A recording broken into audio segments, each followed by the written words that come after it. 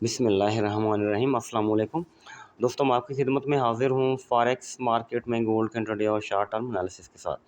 अच्छा दोस्तों, आज की वीडियो आपने देखी होगी जो मैंने कल रात बनाई थी आज के लिए, ठीक है जी।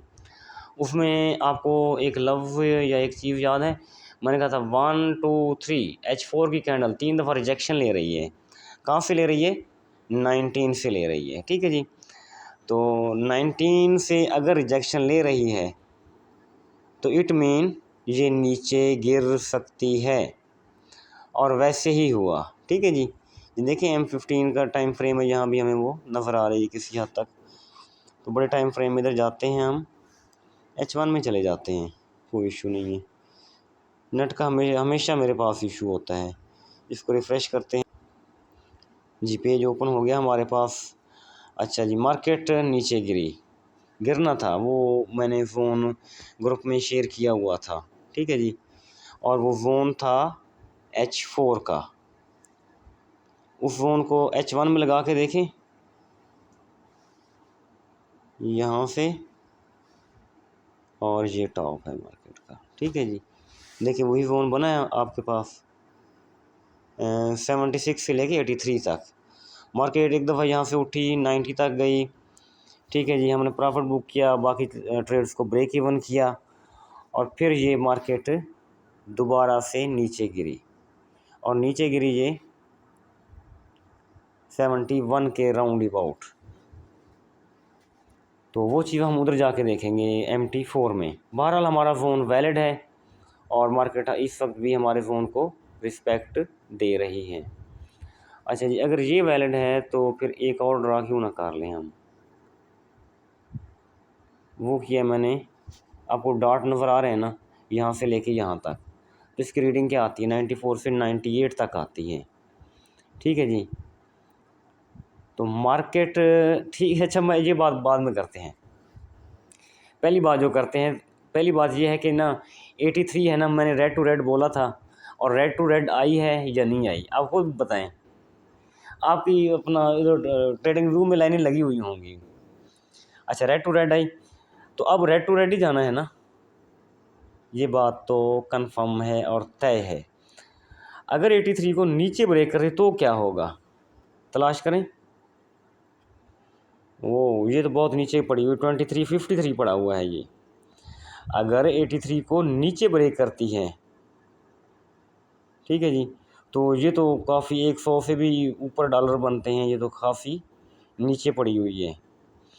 अच्छा जी, अगर इसको ब्रेक नहीं करती, ऊपर जाती है, तो क्या होगा? तो हमारे पास है 2519 और 2582। तो मुझे इसके चांसेस लगते हैं, लेकिन हमने इसको भी नहीं भूलना। आप उसकी बात है 2553 को, खुदा ना खास्ता मार्केट क्रैश कर दे, क्योंकि इसका कोई पता नहीं चलता मार्केट का। बहरहाल हमने लेवल टू लेवल चलना होता है, line to line, support resistance, ठीक है, week to week, month to month. तो हमारे लिए कोई ऐसा मसला नहीं है। तो अगर 82 को सपोर्ट बनाती है, अच्छा 82 के ऊपर इसने कितना वक्त गुजारा है अभी तक? अभी तक 2 घंटे दिए हैं 82 के ऊपर। 82 के ऊपर 4 घंटे गुजारने चाहिए कम से कम इसको, ठीक है जी। जब 82 के ऊपर 4 घंटे मार्केट गुजारेगी ना, तो फिर हमें कंफर्मेशन बेहतर हो जाएगी हमारी। तो हम ये बात निस्बतन मतलब ना कॉन्फिडेंस से कह सकते हैं कि यार अब 82 से कहाँ तक जाएगी? 19 तक जाएगी। अच्छा जी, तो 19 को ब्रेक किया तो फिर जाएगी 2582। बहरहाल लॉन्ग है, जाना तो पड़ेगा, एक दिन लगे, हफ्ता लगे, 10 दिन लगे, क्योंकि दरमियान में मार्केट ने पुल बैक भी बनाना होता है, वक्त भी ज़ाया करना होता है। अच्छा, फिर वो ज़ोन के ऊपर आ जाते हैं। तो ज़ोन मैंने यहाँ से यहाँ तक ड्रा किया हुआ है, ठीक है जी, आपको नज़र आ गया। तो यहाँ से यहाँ तक ड्रा किया हुआ, तो रीडिंग इसकी आ रही है हमारे पास 94 से 98 तक, ठीक है। देखें, अब मेरी बात गौर से सुने, इसके ऊपर 4 घंटे देती है 82 के ऊपर, तो ये तो कंफर्म हुआ ना कि 2519 तक जाना है। लेकिन जब यहाँ से रिजेक्शन लेगी, तो फिर ये 82 तक या 85 तक नीचे आ जाएगी, फिर यहाँ से दोबारा उठेगी, फिर ऊपर जाएगी, क्योंकि मंथली लेवल है ना। मैं आपको सिंपल सी बात बताता हूँ, M15 में अगर आप काम करना चाहें ना तो 15 मिनट में आपका रिज़ल्ट निकल आता है, या SL हो जाता है या TP हो जाता है, आपको टेंशन की ज़रूरत ही नहीं होती, आपका टाइम ज़ाया नहीं होता। अगर H4 का ज़ोन हो, H1 का ज़ोन हो तो वहाँ SL भी कई घंटों बाद होता है, TP भी कई घंटों बाद होता है, ये चीज़ आप ज़हन में रखें।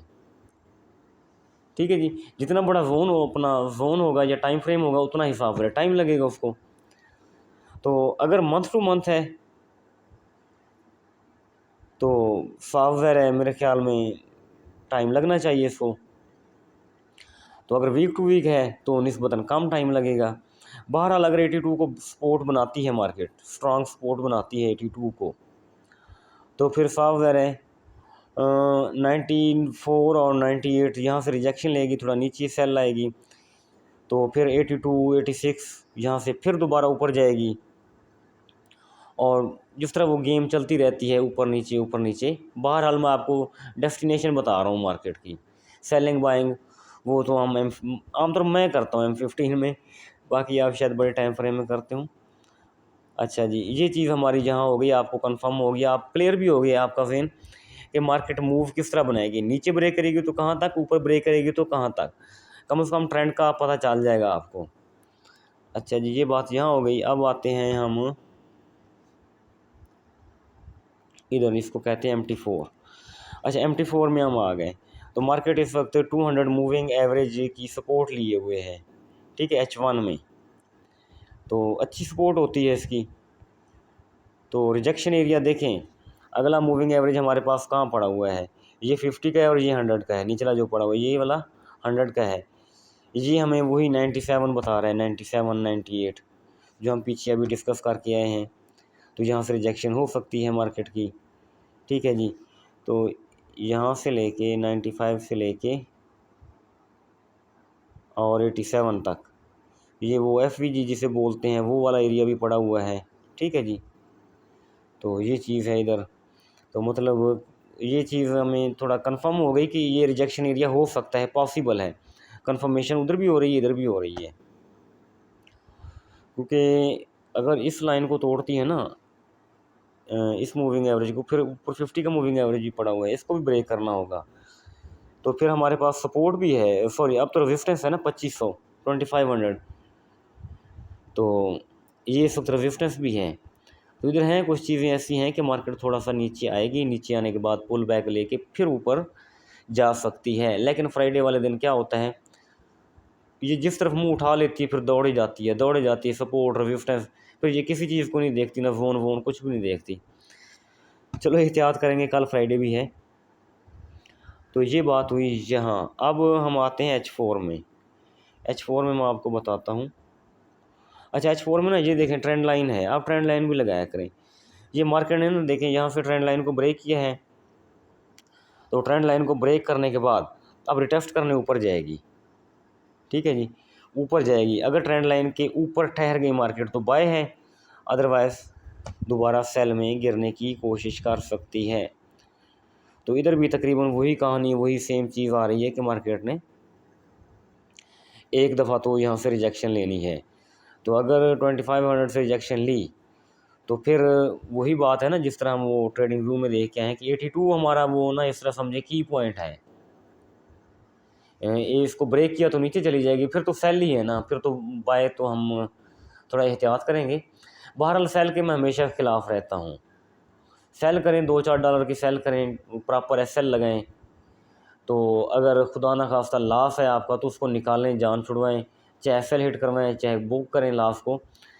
तो सेल के ऊपर ज़्यादा ना तवक्को करके बंदा बैठ जाए, इंतज़ार करके बैठ जाए, ये बिल्कुल सरासर नुकसान है, सरासर नुकसान है। ठीक है जी, बाय की ट्रेड आखिर निकल जाती है। आज तक मैंने कोई ऐसा अकाउंट नहीं देखा जिसकी सेलिंग फंसी हुई हो, सभी की बाय, सॉरी जिसकी बाय फंसी हुई हो, सभी की सेलिंग ही फंसी होती है। बहरहाल बातें काफ़ी हो गई हैं, ज़ोन मैंने आपको बता दिए हैं, उम्मीद काफ़ी आपको समझ आ गई होगी। अपना बहुत सारा ख्याल रखिएगा, मुझे दुआ में याद रखिएगा। थैंक यू, अल्लाह हाफ़िज़।